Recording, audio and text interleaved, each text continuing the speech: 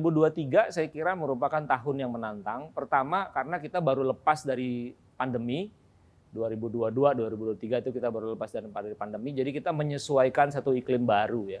Dan itu lumayan menantang buat kita semua. Dan yang lain tentu saja adalah Indonesia memasuki persiapan menuju pemilu 2024 yang turbulensi dan ketegangannya sudah bisa kita rasakan pada 2023. Disitulah menurut saya Tempo Media menghadapi satu challenge yang menarik begitu, karena seperti biasanya tentu Tempo harus mengambil posisi yang independen, tidak memihak, dan posisi yang memberikan kesempatan kepada publik untuk mengetahui apa yang terjadi sebagaimana mandat dari konstitusi terhadap dunia pers, yaitu memenuhi keinginan publik atau kebutuhan publik untuk tahu, atau public right to know. Nah, kami menjalankan itu semua. Nah, di dalam kondisi seperti itulah kita berjuang begitu, Tempo berjuang untuk terus mengembangkan dirinya, untuk memenuhi beberapa prinsip sebetulnya dalam kami bekerja.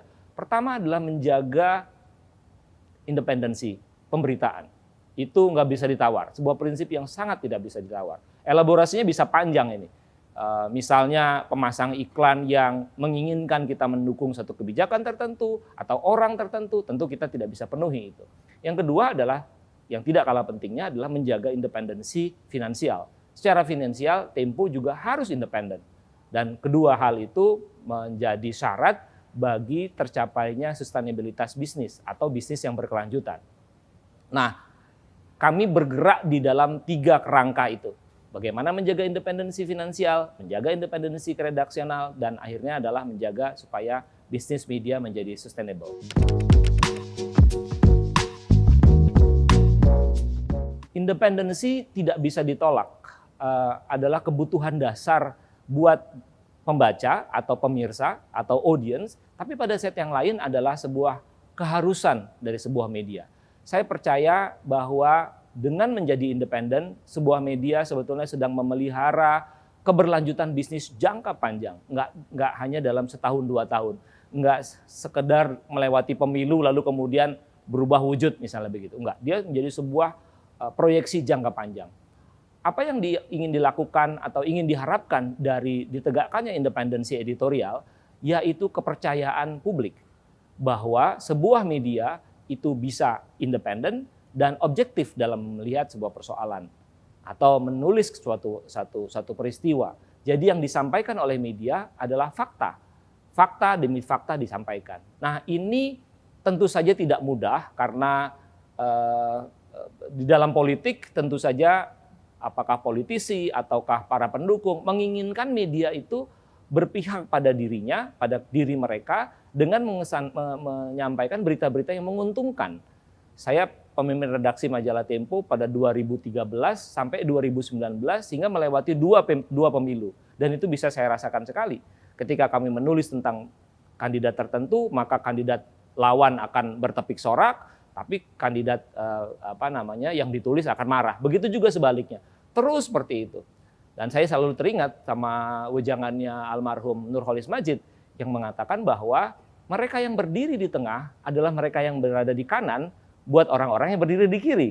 Tapi juga orang yang berdiri di kiri buat orang-orang yang berada di kanan. Jadi sebetulnya bersikap konsisten, istiqomah terhadap prinsip-prinsip jurnalistik itu penting karena pada ujungnya masyarakat yang akan menilai. Dan hari-hari ini menjelang pemilu 2024 kita menyaksikan bagaimana liputan-liputan Tempo itu memberikan informasi yang akurat kepada masyarakat dan akhirnya itu diakui oleh mereka yang tadinya tidak mengakui akurasi dan kredibilitas Tempo.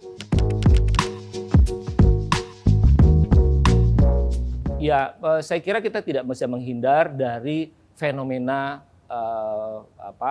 pemberitaan yang disebarluaskan melalui jalur digital. Itu adalah sebuah fakta yang tidak bisa kita tolak. Persoalannya adalah bagaimana kita menjaga prinsip-prinsip dasar yang saya sebutkan tadi di tengah hiruk-pikuk digitalisasi media.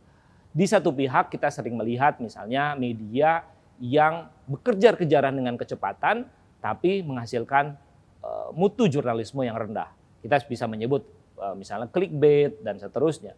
Tapi di pihak lain kami ingin mencoba tidak menyerah terhadap perkembangan-perkembangan itu, karena faktanya adalah digitalisasi media itu membuat keterbacaan sebuah media itu lebih besar, lebih banyak, dan lebih luas daripada jika dia tidak masuk ke ranah digital.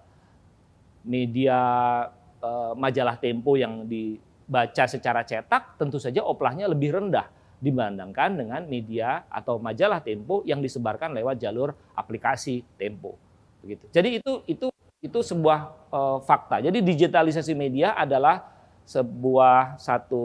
dua sisi mata uang. Di satu sisi dia bisa menyebarkan informasi dengan cepat, tapi ingat kemungkinan untuk media terpeleset menjadi media yang bermutu buruk itu juga terbuka lebar. Nah, Tempo tidak mau seperti itu, dan karenanya kita terus melakukan inovasi-inovasi agar aspek positif dari digitalisasi media itu bisa kita capai dengan baik.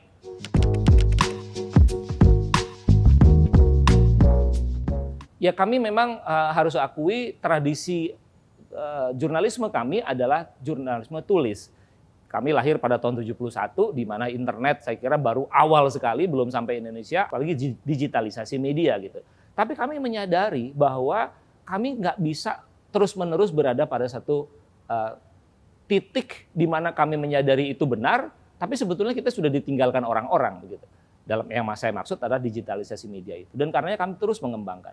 Misalnya Tempo punya aplikasi yang sekarang menjadi sangat populer.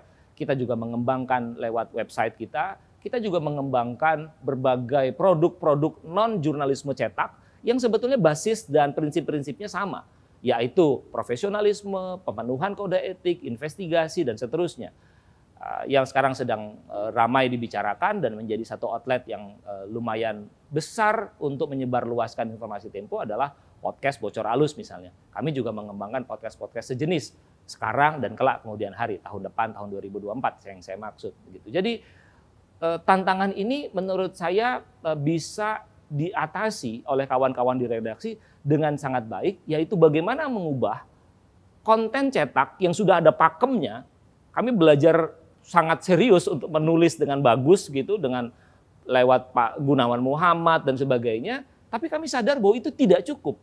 Jadi kami harus punya satu pola lain, platform lain yang membuat informasi yang kita punya itu tersebar secara lebih luas. Itu yang saya katakan tadi dengan podcast dan sebagainya. Tentu ada tantangan-tantangan, dan saya sangat berterima kasih kepada mereka yang mendengarkan, mereka yang menunggu podcast kami, tapi pada saat yang sama juga mereka yang melaporkan podcast itu ke Dewan Pers. Saya adalah anggota Dewan Pers, saya tidak boleh ikut campur ketika Tempo dilaporkan, tapi saya mendengar perkembangan yang menurut saya sangat bagus, karena di situ podcast-podcast Tempo diuji sebagai sebuah media dengan platform baru, dengan cara penyajian yang baru, tapi harus berdasarkan prinsip-prinsip jurnalistik yang saya sebutkan tadi. Ya harus akurat, ya harus cover both side, ya harus check and recheck, dan seterusnya. Nah, bagaimana itu diimplementasikan prinsip jurnalisme cetak ke dalam prinsip jurnalisme non cetak, dalam hal ini adalah digital. Lewat digitalisasi sebetulnya ada satu prinsip lain yang penting, yaitu kebenaran itu diupayakan oleh media lewat berbagai perangkat dan akurasinya, tapi pada akhirnya masyarakatlah yang akan menilai apakah informasi itu benar atau tidak. Saya ingat betul misalnya liputan-liputan Tempo yang kritis kepada pemerintah, pada suatu masa itu bukan sekedar dilaporkan ke Dewan Pers, tapi juga dilaporkan ke polisi. Tapi ketika politik berubah, mereka yang melaporkan dan sebagainya justru mendukung kerja jurnalistik kami karena menyangkut pihak lawan. Begitu. Jadi kebenaran jurnalistik itu remain, sementara peta bumi politik berubah. Begitu. Nah, yang saya maksud itu adalah akhirnya masyarakat yang menilai. Masyarakat yang menilai apakah karya jurnalistik kami itu benar atau tidak, akurat atau tidak. Dan itu tidak selalu bisa dibuktikan dalam jangka pendek. Kadang-kadang dibutuhkan waktu agak panjang untuk melihat satu peta bumi yang lebih, sebuah landscape yang lebih luas.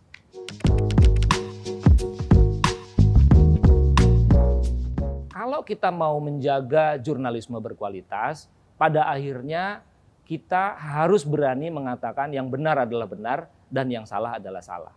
Dan kadang-kadang itu tidak selalu menyenangkan buat partner bisnis atau partner-partner yang lain. Sehingga kerja jurnalistik yang baik itu memang pada akhirnya harus ditopang oleh pembaca, oleh masyarakat lewat, saya selalu menyebutnya sebagai crowdfunding atau pembiayaan publik. Nah, pembiayaan publik yang saya maksud itu adalah lewat jalur berlangganan. Kalau berlangganan Tempo misalnya, itu harganya, Tempo digital, itu harganya jauh lebih murah dibandingkan harga cetak.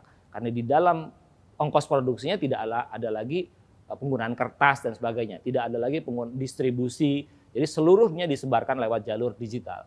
Dan semakin banyak orang berlangganan, maka semakin banyak orang yang menjaga kemerdekaan pers ini dengan menjadi bagian sekrup kecil barangkali dari proses dan prinsip crowdfunding tadi.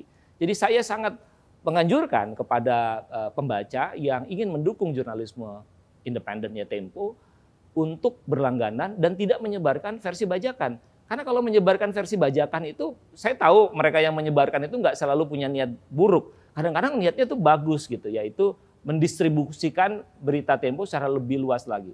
Tapi alangkah lebih baiknya jika itu dilakukan lewat berlangganan, sehingga dia menjadi bagian penting dalam proses crowdfunding tadi.